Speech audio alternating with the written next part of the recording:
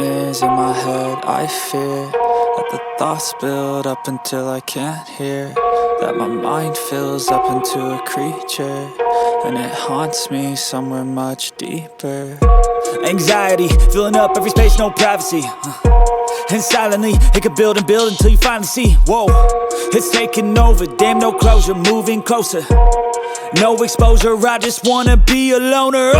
Some can't stay sober, looking over all their shoulders, like moving boulders just to get out of the home. It sucks, I've had enough, I don't wanna feel the stuck under the rug, all my problems that I shove.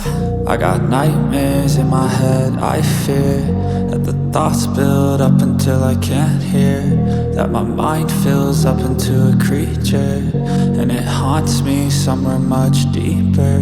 I got nightmares in my head. I fear that the thoughts build up until I can't hear, that my mind fills up into a creature, and it haunts me somewhere much deeper.